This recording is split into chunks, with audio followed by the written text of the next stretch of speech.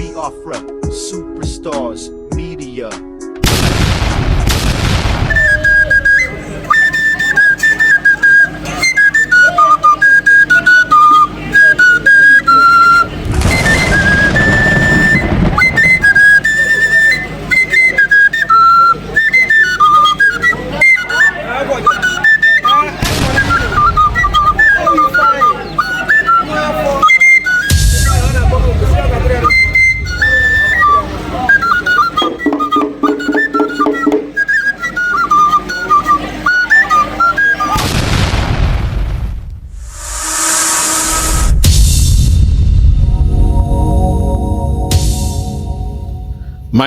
My people, now how on a day today? I say good morning, good afternoon, good evening, good night, depending from where you're listening to the sound of my voice. This one now Biafra Superstars Media, and I'm holding it down. I say may God bless Biafra, and may God bless His Excellency Oyendu Nnamdi Kanu. May God bless, may God bless, may God bless, may God bless His Excellency, the Prime Minister of the Biafra Republic Government in Exile, His Excellency ESN Ekpa Simon and Joko, for the job Simon is doing. Simon, I want to say we thank you, we appreciate you, we love you, because we know in your hands Biafra is coming, in your hands Biafra is safe, and in your hands when Biafra comes, the people of Biafra will rejoice. My fellow Biafrans, today I want to bring to you the words and the message from the head of Ohanaeze. Ohanaeze Ndigbo, they have come again, they have spoken, they have gone to the Zoom media, and they have made their statement. The man they call Chief Emmanuel, the owner of the Den, Eyimba also, Iwuanyanwu National, the football club, the man who is known in the land of Biafra. Today, Emmanuel, he has spoken about his visit to Nnamdi Kanu. He has spoken about what happened yesterday in Abia State, the old Abia State. And my fellow Biafrans, he has spoken to tell the Zoom media what they need to hear about the case of Nnamdi Kanu.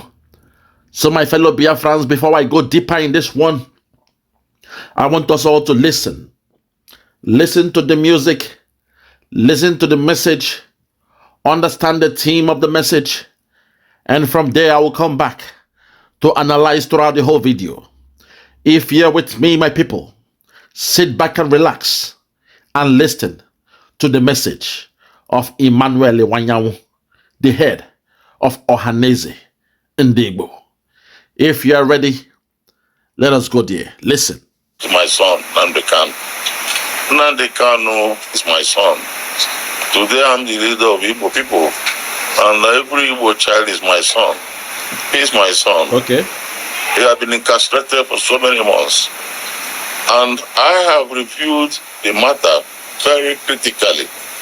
Many Igbos have reviewed the matter very critically, and we are of the opinion that Nnamdi Kanu doesn't deserve the type of punishment being given. Okay. Nnamdi Kanu, like all youths in Nigeria, expressed their unhappiness because they believe they lack opportunities. They believe there is discrimination. They believe that things are not the way they should go. They are not happy. So it's not only Nnamdi Kanu, and this is not the first time. Let's go back into history. Okay. And you see, we have been talking about the structuring of this country. And I want to take this opportunity again to call Tinubu to take a serious look, an immediate look into the structuring of this country. Until this country is structured to enable people to develop within their capacity, within their potentials, so that people should in fact be able to harvest and exploit God-given potentials in their places. Hold it there. That's his own statement. That's his own view, talking about restructuring. We, the Biafrans, we are saying we have gone beyond that discussion.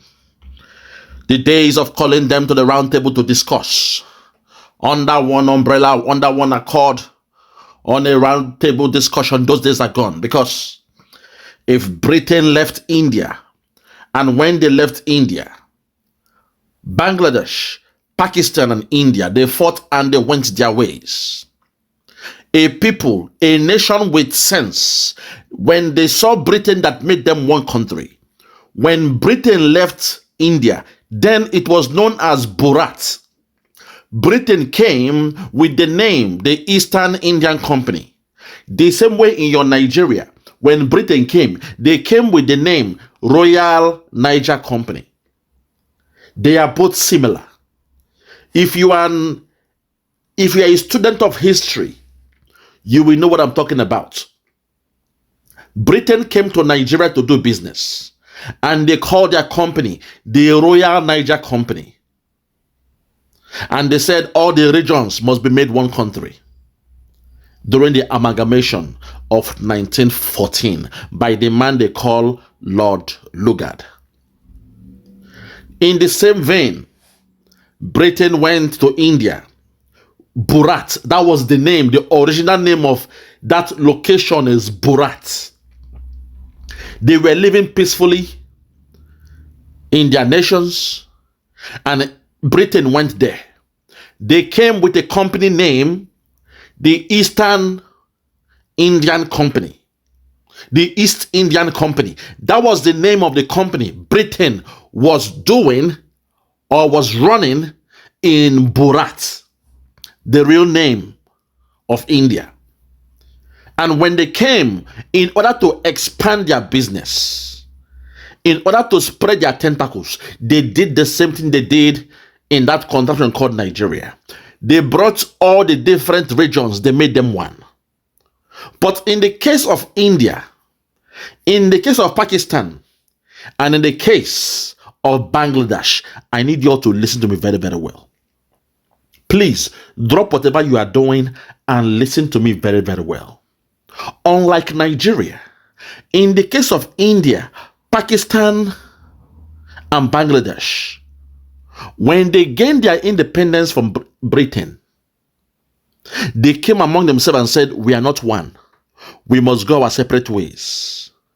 Even though they fought a civil war to an extent.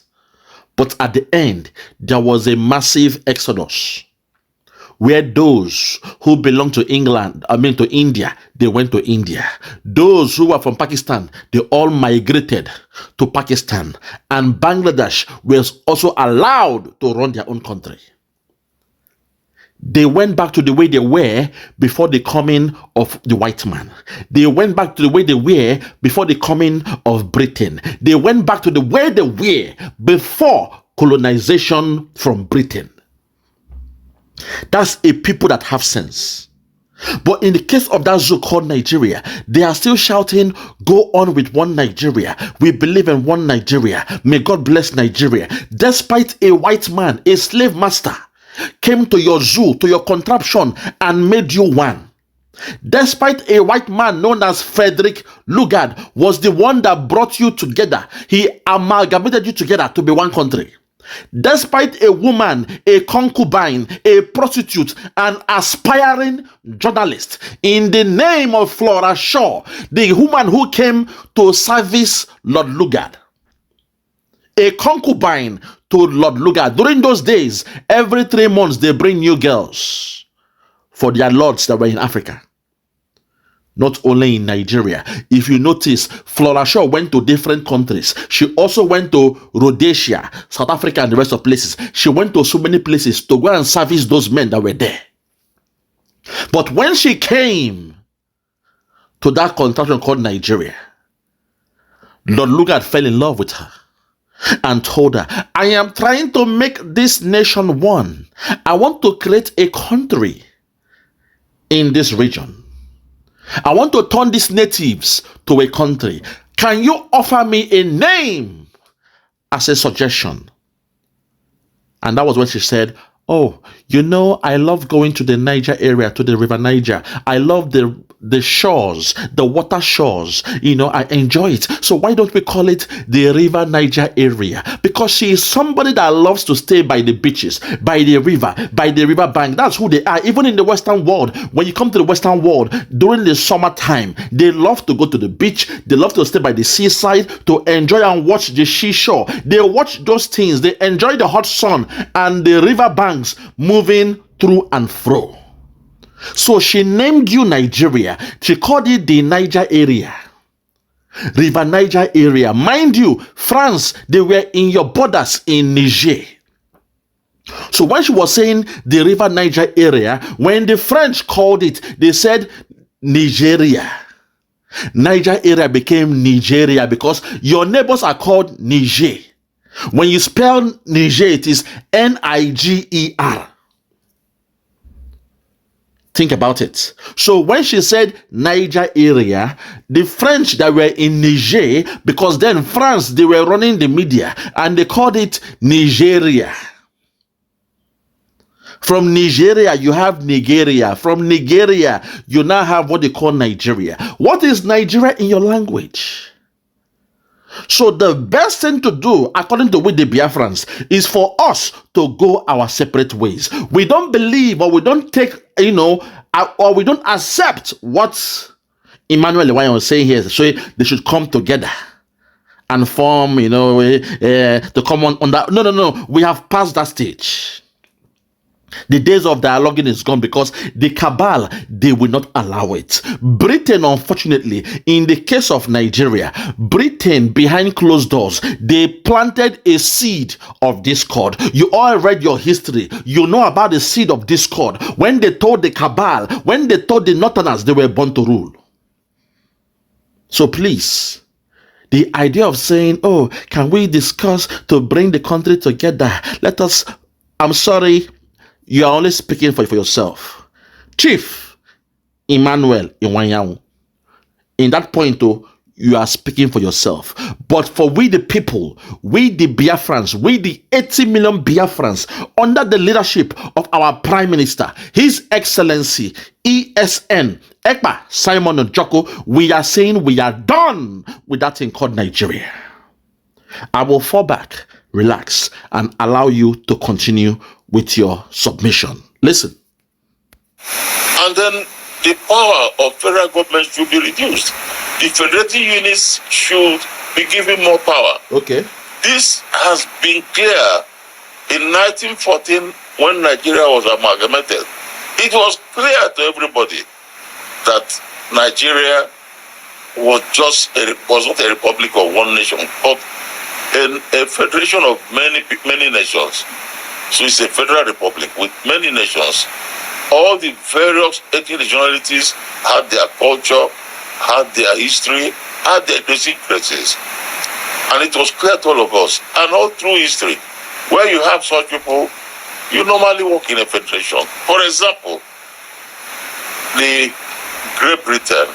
In Great Britain is comprised Scotland, comprise Ireland, comprise Wales, and comprise England. They are working together. Our founding fathers were sensible enough to adopt a federal constitution. The military changed it. This problem has been on. When Britain wanted us to have independence in 1957, the North said no, they won't accept it. In fact, at that particular time, if Awolowo and Zik, who were leaders of this eastern, south, and southern Nigeria, had agreed, because there were three regions: northern region, western region, and eastern region. Hold it there, sir. Hold it there. With all due respect, you see, if it's not Panadol, it is not the same thing as Panadol. That something worked in Britain, where they have England, Scotland, Wales, Ireland, or the Northern Ireland. In Wales, they speak Welsh, but they still speak English. In Scotland, they have the Gaelish and the rest of them. They are Scottish and the rest of them. Now, the problem is this. They are a people that came together under one accord.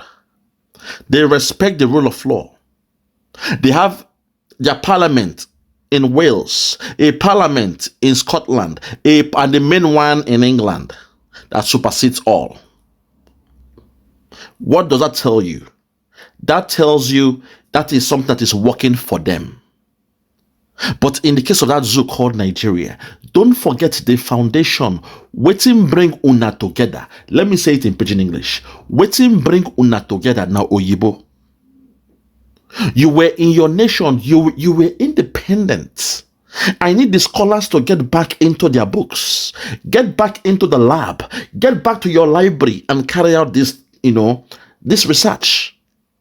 We were independent before Britain came to that the locale they call Nigeria today. When they came to your own region, they called you the natives. That's the problem. Okay?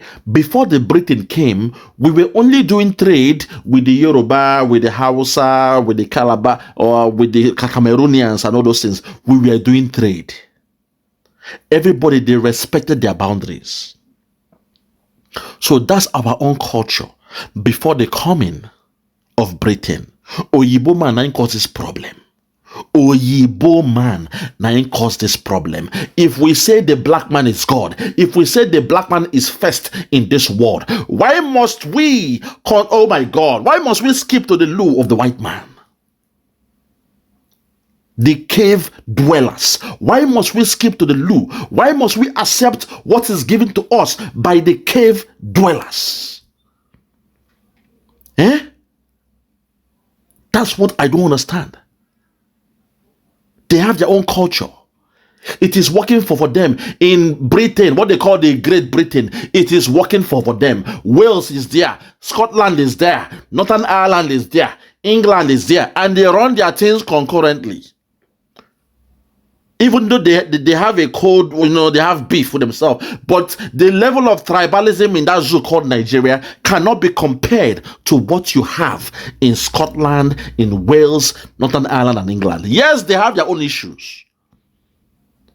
But their own issues are what? Intellectual, ideology. Their beef is based on taxation. Their beef is based on the EU, the Brexit. Their beef is based on immigration coming in, or the immigrants. That's where they have issues. Their beef is based on, how much are you taxing the farmers? Because, in Ireland, you have more farmers or whatever. That is where they are discussing. It is the ideology. But in your own case in Nigeria, the Biafrans, we are good in business. When it comes to trade, we are number one. When it comes to buying and selling, import and export, it is in our DNA. But when the other tribes, they hate you because you are into business, because you are doing what you know how to do best. They hate you because you are looking well. I keep saying it. If you are in business, you are bound to do better than somebody who is working 9 to 5. If you have your own business, you run your business well, the money you will make at the end of the year should be at least 100 times more than what somebody who is working from paycheck to paycheck, 9 to 5 is making. The Biafrans, we are known as entrepreneurs. That is who we are. And they hate us for that.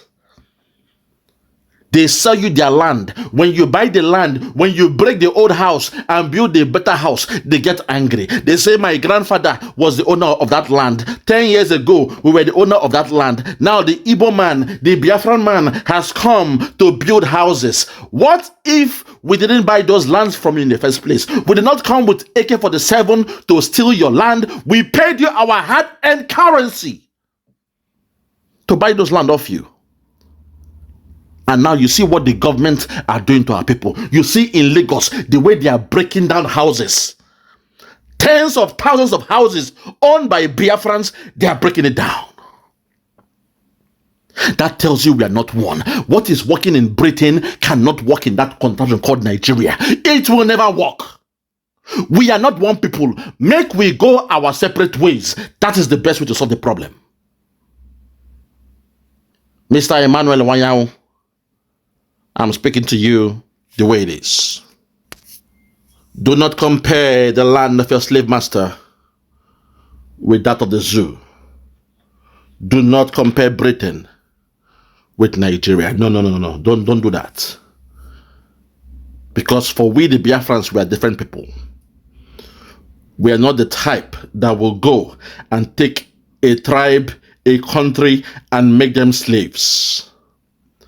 It is not in our culture to enslave people. It is not in our DNA. But in Great Britain, they did it. When England was spearheading doing what they did, Scotland, they kept a blind eye. Wales, they became nonchalant. Northern Ireland, they pretended like they didn't see what was happening. When Britain was going around the whole world, colonizing and enslaving the people, Scotland, Wales, Northern Ireland, they kept a blind eye. Because to an extent, it was England that was doing those things. To an extent. Say, for example, the cabal now in the north, the Fulani cabal, they are trying to Islamize Nigeria. We, the Biafrans, we are speaking out. We are saying, no. It is not accepted. We cannot accept this. It is not right. It is unfair. But the other tribes, somehow, they keep quiet. They pretend like they don't know what is happening. When Nnamdi Kanu said they are coming, the Fulani headsmen, they are coming. They are coming with their cow, AK-47. They are coming to take over your land. The other tribes, to an extent, they called him a liar. They called him a small boy. They called Biafra, Biafraud. They begged the Buhari government to bring the lifeless body of Nnamdi Kanu. When they went to his house to kill him, they were begging Buhari government, please show us the video of the lifeless body of Nnamdi Kanu. Emmanuel Iwuanyanwu, that's not who we are.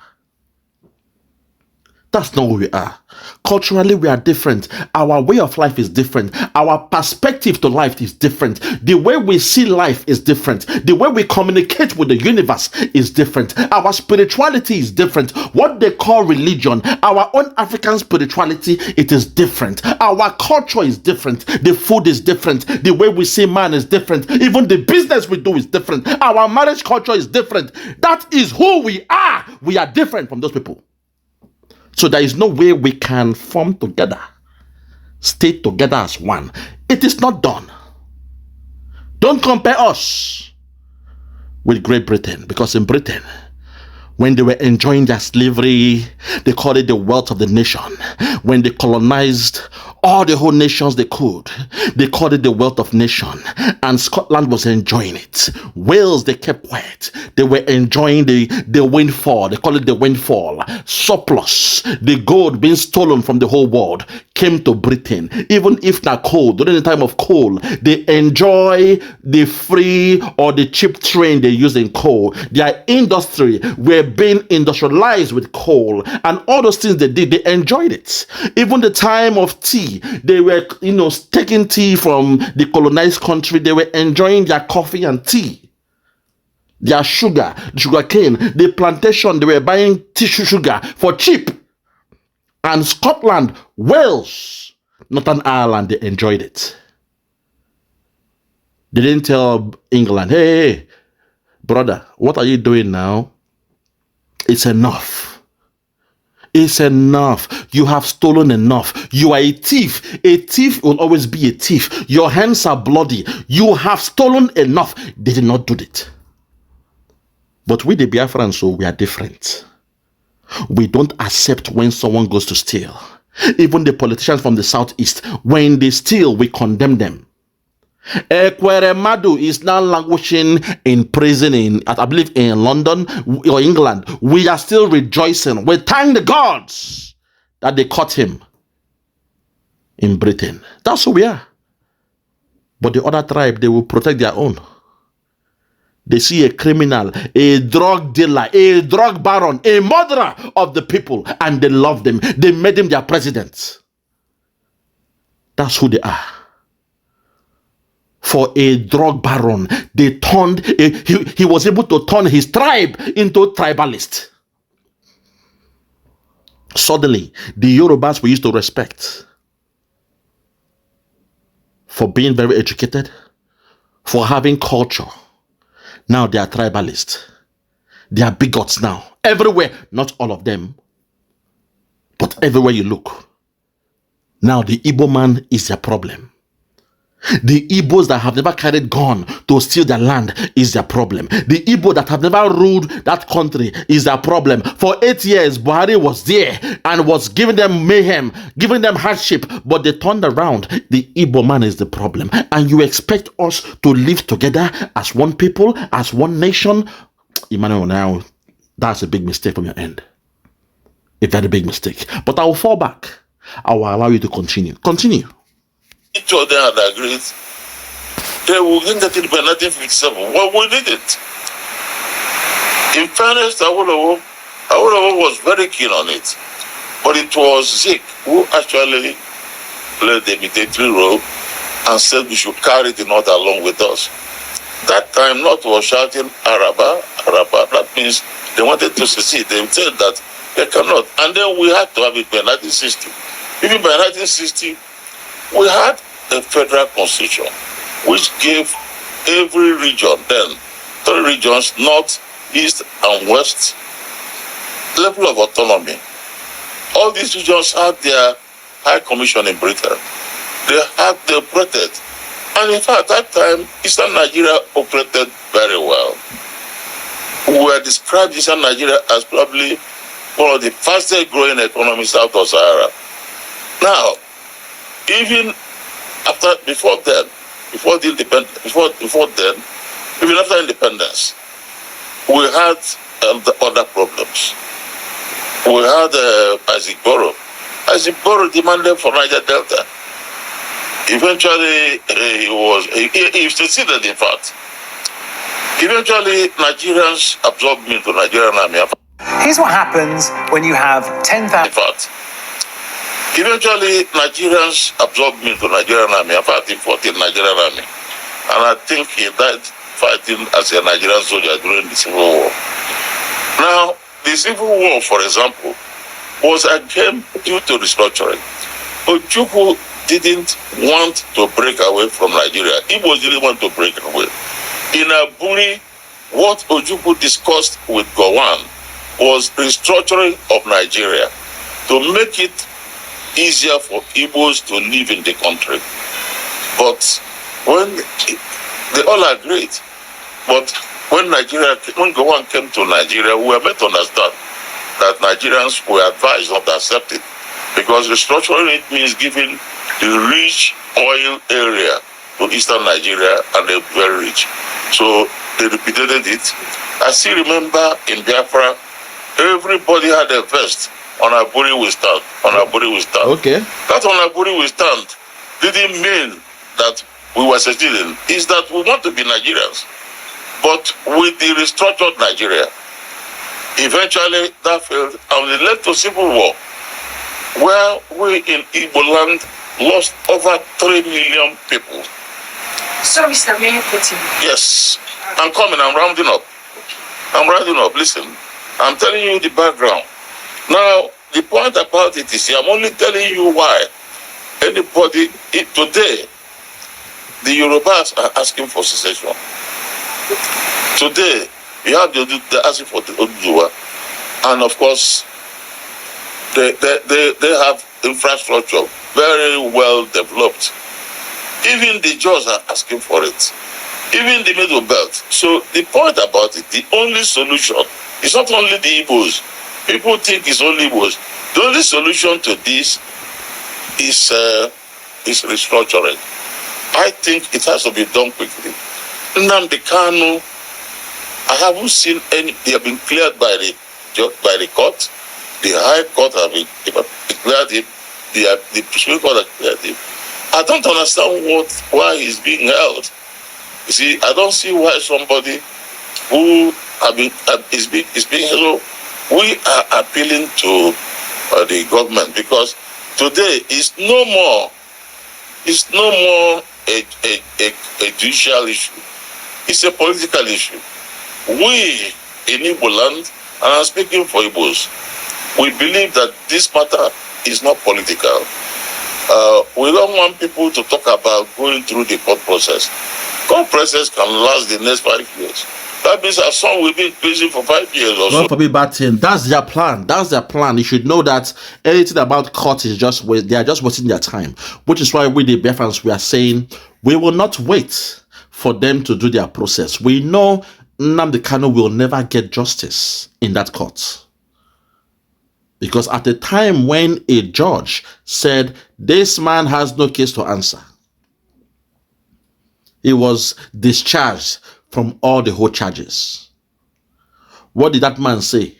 Malami came and said, oh, he was not acquitted. You know, all those kind of the jargons.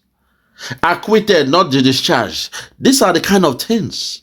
It will only happen in a contraption or in a place where the people are not loved. Respect to my good friend Chief Sunday Igboho, a man I respect, I appreciate him so much. But let's call a spade a spade. When Buhari was there, a Fulani man, he was holding him in Benin Republic. Now that Tinubu has come in, he has released his brother Chief Sunday Igboho. That's a good thing.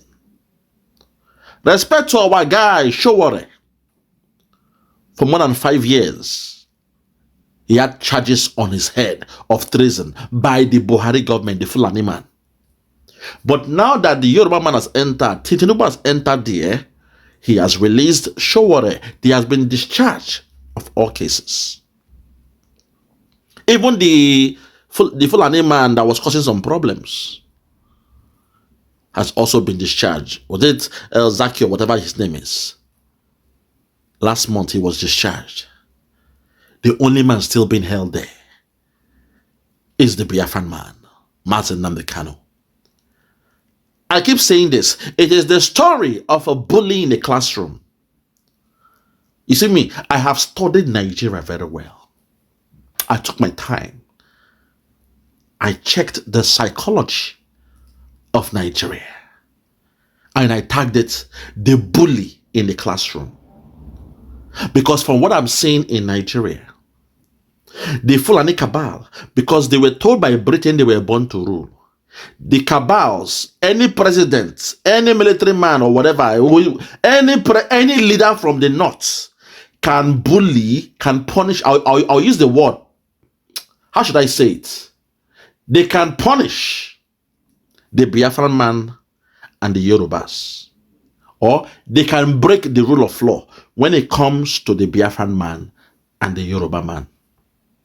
Those from the north, they can break the law. They can, disregard the rule of law when the case has to do with the Biafran man or the Yoruba man.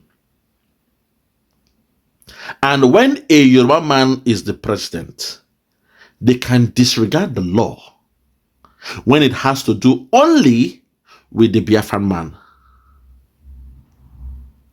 But when a Biafran man is in power, for example, Goodluck Jonathan, when he was in power, that was when you observe for the first time the rule of law in that so-called Nigeria, where everyone was equal under the law. There was accountability under the law. People went around, they did their rally, their protest. Even Tinubu was doing the protest. Shonekon was doing protest. All the pastors, they were doing their protest against Goodluck Jonathan. Nobody was killed for 2 weeks. They shut down the economy of Nigeria for more than 2 weeks. Nobody was hurt. Nobody was killed. They insulted the wife of Goodluck Jonathan. They called her a hippopotamus. Soyinka did that. Goodluck was insulted. Nobody was killed. Even Buhari went all the way to say he will shed blood. People would die like chimpanzee and monkey blood or whatever what he said. And nobody was sent to jail. That's the difference. I have studied Nigeria very well. That's why I know my people cannot integrate into a burning house. Our only solution is to leave Nigeria. There is no other way you guys can quote it. When the Fulani man or someone from the north is the president, if you look at very well, they have the power to break the law on a Yoruba man and a Biafran man. Case in point, Nnamdi Kanu, he was held, they did what they did to him. Igboho was held. Showore was held. Constantly. A politician, if he be governor from the east or from the west, once you are finishing, they will send the EFCC, they will deal with you. If you served in the government, they will deal with you. But in the case of the Yorubas, they can only punish or break the law when it comes to somebody from the eastern region. That's a coward move. Because the northerns, you will leave them. Now, Emefiele is the scapegoat for Buhari. You see that? Emefiele is the scapegoat for Buhari. And Nnamdi Kanu is still being held. But when it comes to the Biafran, that's the only time you see the rule of law. I have studied that zoo very, very well. And I said to myself, in the ultimate analysis, I came to the conclusion that the best option for we the Biafrans, I don't care about any other tribe, any other nation. For we, my people, the best option is for us to abandon ship. To come off that burning house. Because that ship called Nigeria is riddled with holes and it is sinking. They don't love us. They know they don't love us. All they are after is the crude oil in our land. And we are telling them they should be thinking beyond that crude oil, but they refused. The gold in Zamfara, now only them they enjoy them in the north. Even the Tinubu government dare not ask the north, Zamfara, how much have you made in gold? Bring the proceed. He dare not ask them. They only run the economy with oil. The proceeds from oil. Look up now. Zamfara has one of the best golds in the world. You go to Dubai, you go to Saudi Arabia, you go to Egypt. I was on holiday in Egypt and I saw a display and a raise of gold from Zamfara State. Think about that. The Tinubu government will never have the balls to ask the governor of Zamfara, how much are you making from the gold in your state? They cannot say, oh, all the resources belong to the federal government, so we are coming to manage that gold. No. The cabal, they are wise. What they did was made sure they placed in a commotion. They brought in their Boko Haram headsmen and all those things around that area where there is resources to protect the resources. In the daytime, they act like they are the terrorists, they are headsmen, they are killing people. In the nighttime, they are security guard, protecting, guarding those resource areas for the white man to come and take over the resource. Somebody told me, an eyewitness, said, look, these headsmen you are saying, Boko Haram, in the day, yes, they do Boko Haram, but in the night, they are security men protecting the loots of the gold. Men from Saudi, men from Lebanon, men from China, when they fly in with their helicopter, they land, they take the proceeds, and they leave the bags of dollars. And they leave. That was why Buhari, like I told you, they don't have the balls to attack their own. All he could do was to say, there is no fly zone. No more fly zone in the north. In, where they have the gold. No more fly zone there. No more fly zone in Zamfara. Now you understand why he did that. But he didn't have the balls to go in there and stop those men from doing that. No. He just said no more fly zone in Zamfara. That's the game. They brought in Boko Haram and the rest of them so that they will not give account for the proceeds, for the revenue, for the billions of dollars they are making from that gold. No. When it comes to the gold, it belongs to them. When it comes to the resources from the north, it belongs to them. The only one they are using to run Nigeria is the Biafran oil. Think about that. Make una think about that. See, the only resources they are using to run that contraption called Nigeria is the oil resources. But when it comes to the gold, silver, uranium, and the rest, no, they keep it to themselves. That's why Nigeria is a contraption. That is why Nigeria cannot work. Nigeria cannot work. Not even Peter Obi can solve the problem. I'm sorry. Not even Peter Obi can solve the problem, because if Peter Obi becomes the president of that zoo, he'll be a nice guy now. Come on. He'll be very, very soft. He'll be trying his best. He will not touch the gold from Zamfara. No. He will not be able to touch the gold. What he will do is use the oil money to stimulate the economy. He will try his best. But that will be, you are not exploiting the resource of the land. You are only using a portion. He will go into farming. There will be agriculture and the rest of them. Unfortunately for Peter Obi, the land you want to use for agriculture, that land, there is resources there. So Boko Haram, they are going nowhere. The killer headsmen, they are going nowhere because they need the land. And underneath the land is where they have the resources. Is someone listening to me? That is why we cannot operate in Nigeria. Let's continue. I think this is a political matter, and I want the president to use political power to get it released. My going there, first of all, ask me the purpose. The purpose is that we are not in support. We have a group called IPOB. I call it IPOB.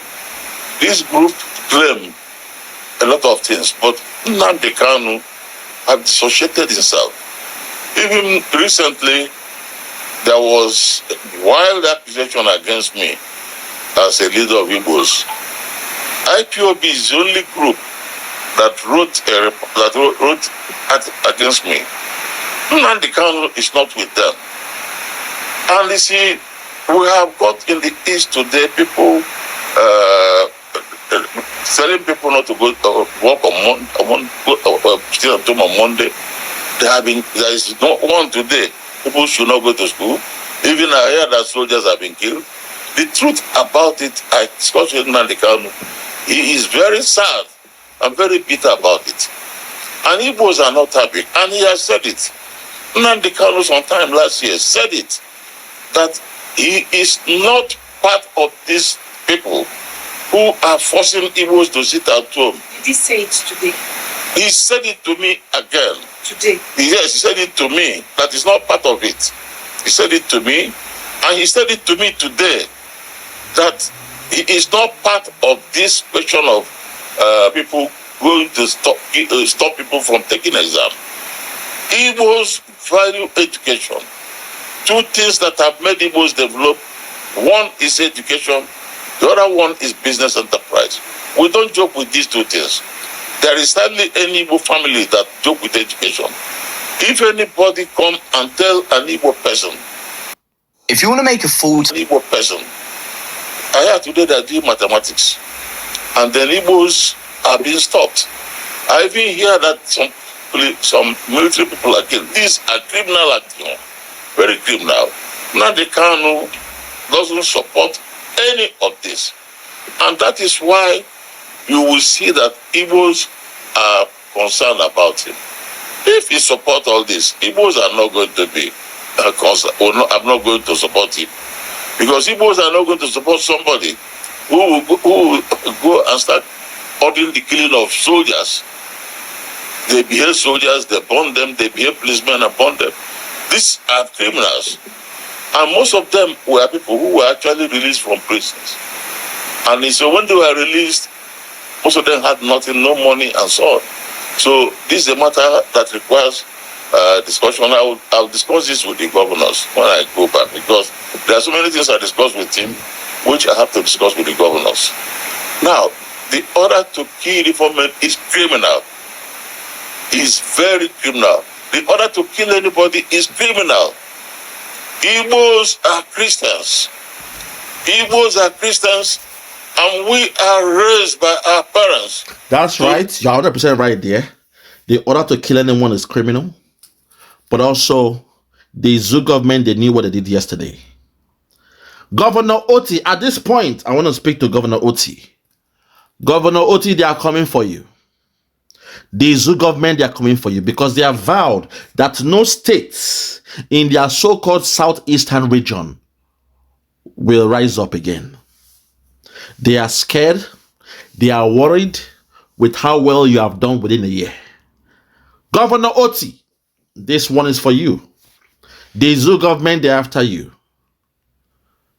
They want to shift the problem of Imo State into Abia State, the old Abia State. Governor Oti, they're after you. Hopes of them and the rest of them, they knew what they did because you said you were now aware of military coming to your state. You were in deep shock. You vowed to respect those remembering the Biafrans, our fallen heroes, on the 30th of May, known as the Biafra Remembrance Day. You vowed, it was written, it was documented, where you said you will honor them. You will respect those doing it. You will respect those doing it. But you saw what, from nowhere, military came to Abia State and they were causing mayhem. Governor Oti, they are coming for your state. Be careful. Be careful. They've seen how well you've been doing. And the caliphate, they're not happy about that. They know that the dead bone will rise again. Even though you are trying out of nothing. You are trying to become, to be relevant in a contraption. It's like trying to walk on water. You are doing the unthinkable. They are surprised. How can this guy conform? How can he perform in a contraption that we have vowed they will not be great again? Because their intention was to turn us into Almajiri. That was their plan. To turn us into Almajiri. But the thing can't shock them. Say, these people, we stole all their money. If you're a millionaire or a billionaire, we only gave you 20 pounds. Our plan was to see you finish the 20 pounds and become the beggars of Nigeria. Become poor. Become poverty-stricken in Nigeria. Their plan for the Biafrans was for us to become the beggars, the Almajiri of Nigeria. But as God will have it, the stone which the builders have rejected has become the cornerstone. Not only will you find beggars, Almajiri, in the north, but those who are hungry, those who are shouting, we are hungry, it is not the Biafrans. God knows how it works. God works mysteriously. The stone which the builders have rejected has become the cornerstone. Because to call a spade is spade. What they did to us was to finish us. When they say, eat the 20 pounds and die. 20 pounds, ordinary 20 pounds. Every family was given after the war. I told you the story, how my father, more than 10 houses, he lost everything. He came back after the war and said, hey, no, they are abandoned property. He fought the case for more than 20 years after the war.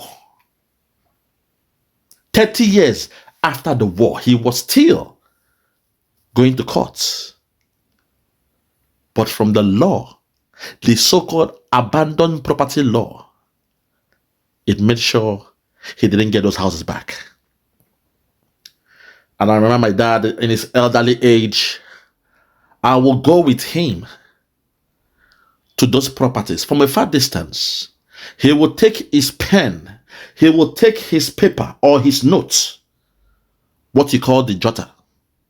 He will take his notes and he'll be writing down the condition of all his houses, writing it down, estimating the cost for repairs, with the hope that one day the judiciary system will be fair and allow him to reclaim his properties.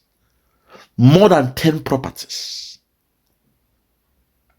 By the end, the lawyers he had, they were just stealing from him, taking his money. The judge said, no, your properties are gone.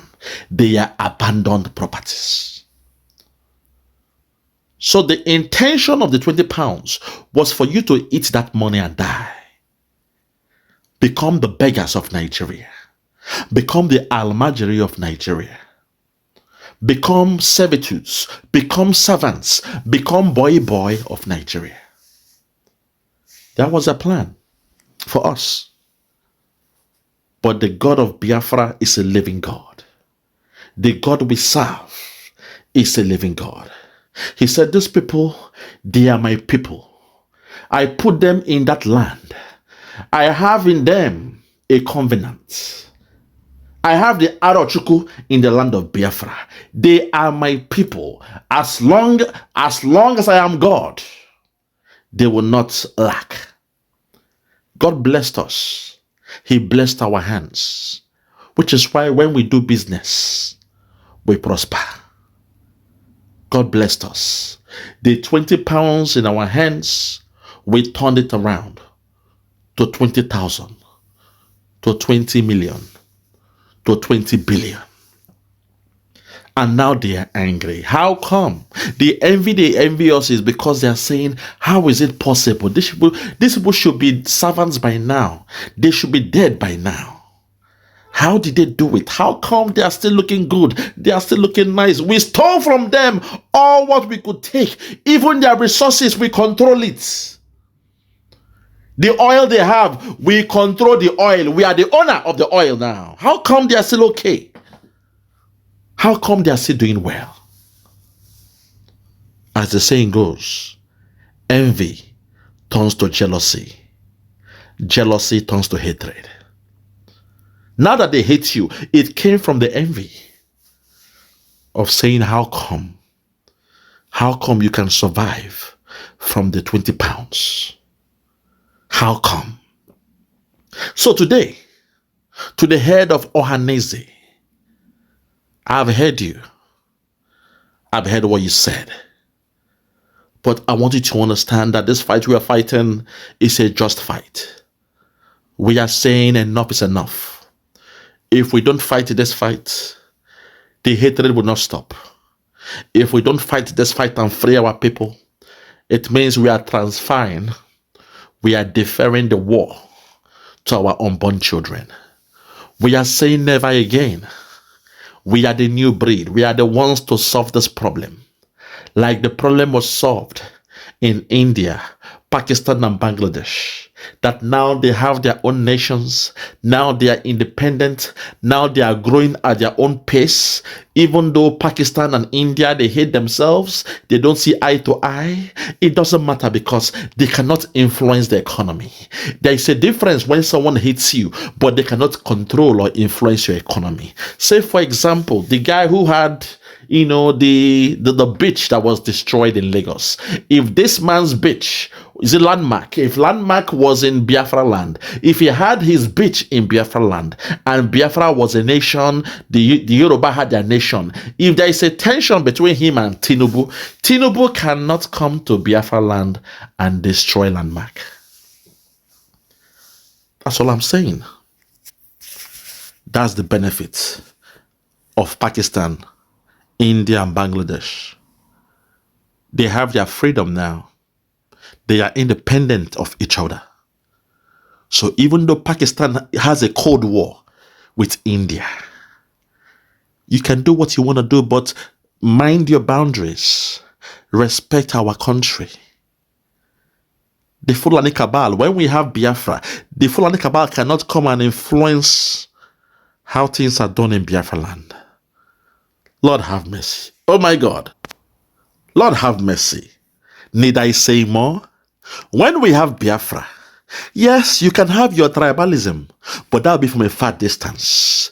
You can do your tribal war, but that'll be from your own country, because your tribalism cannot influence or affect our government. But because we are in Nigeria, when there is tribalism, they will swear there will be no seaports functioning in the land of Biafra. And because of tribalism, nepotism, retapism, they can influence what happens from the center, from the federal government, and it will reflect in the Biafra land. As you all can know, you cannot feel the presence of the fiscal policies in the land of Biafra by the zoo government. You cannot feel the presence of the monetary policies of the zoo government in the land of Biafra. You cannot even see infrastructures of the federal government of that zoo in the land of Biafra. It is caused because of tribalism and nepotism. They don't love us. They don't like us. They envy us. They are angry. How are these guys still making it? We fought them. We killed them. Not only killing them, we made sure we starved them. During the Biafran war, we stopped. We blockaded the food to go to the land of Biafra. This is the first time in a warfare that a people will blockade food. The saying goes, no women, no kids. That is the mantra. When you blockade the food, it means you are targeting the children. When you blockade the food, it means you are targeting the mothers. You know how they raped us. You know how they killed us. Even sometimes our women, they have to pretend they are pregnant. They put a calabash underneath their stomach to make it look like they are pregnant. And even my mother told me how some girls during that time, oh my God, have mercy. Aye! Lord, have mercy. My mother told me that during that time, so many of the mature girls, they will put a big calabash in their stomach so that they wouldn't be raped by these Nigerian soldiers. But even when they put the calabash and they wrap it in a nice way, it looks like they are heavily pregnant. When they are crossing the lines, when they are crossing from village to village, when there is a police checkpoint by the zoo government in the advent of the war, when they are crossing, the military men will still stop them and touch their bosom. They will still touch their breast. They will fondle their breast and touch their backside, despite they look like they are pregnant. For the women that don't have calabash, unfortunately for them, when they try to sneak and walk away through the bush, they are caught by these soldiers. They are being raped. Most of these politicians you see, they are offsprings of the Fulani cabal. The military men you are seeing today, most of them, they raped our women. That's why they hit us till this day. And the saboteurs in the land of Biafra, when you look deeper, when you do a DNA test, you will see that most of them, not all, but most of them, they have the DNA, they have the offsprings of the Fulani soldiers that came to the land of Biafra during the Biafran war. Lord have mercy. Need I say more? Need I say more? I rest my case. For those who have ears, let them hear. For those who have ears, let them hear. So today, Ohanaeze, we've heard you. We've heard all what you've said. But we want to tell you that we, the Biafrans, we have chosen to take the destiny into our own hands. This time around, this is not 1967. This is not 1970. We are saying enough is enough. It is time to deal with that problem. The fundamental problem must be dealt with. Britain, they made you one country. Britain, they called you Nigeria. Britain, they colonized you. The problem came from Britain. And it is us as a people that will solve the problem. Because we cannot go back to the white man and tell the white man to solve the problem. It is for us, the Biafrans. We have taken our destiny in our hands, and we are saying from the 2nd of December 2024, we shall redeclare Biafra. We shall redeclare Biafra. Ohanaeze, you guys are now old. As they say, you are now the elders. Elders for wisdom, youths for war. You are the elders What we need from you is wisdom and prayer. Unfortunately, you are skipping to the loo of the Nigerian government. You are skipping to the loo of Tinubu. You are skipping to the loo of the Fulani cabal. So we are telling you to keep your advice. We don't need your wisdom anymore because the God of Biafra has given us wisdom. We now have a government. We have a prime minister who is doing the good job. Mazi Ekpa, Simon Njoko, and we the people, we have declared we shall follow him to the end. We the 70 plus million Biafrans, we are saying we are following Simon Ekpa. And on the 2nd of December 2024, this year, we shall redeclare Biafra. All na die. Man no die, man no rotten. When we declare him, we shall take our destiny into our hands. But for me and my household, for me and my people, I will be ready to fight zealously to protect the land, to reprotect the land, and make sure Biafra will come to stay. From me, from now, I want to say good morning, good afternoon, good evening, and good night. I remain yours truly, Biafra Superstars Media. God bless you. Bye-bye. Superstars Media. Freedom's gonna come. Yeah. Freedom's gonna come. I'm fighting for Biafra, fighting for Oduduwa. Yeah. Freedom's gonna come. Nnamdi Kanu is the leader. Yeah. We fight for liberation of the people, of the nation. Yeah, freedom's gonna come. Freedom's gonna come. Salty dog. Superstar, what the fuck have you created?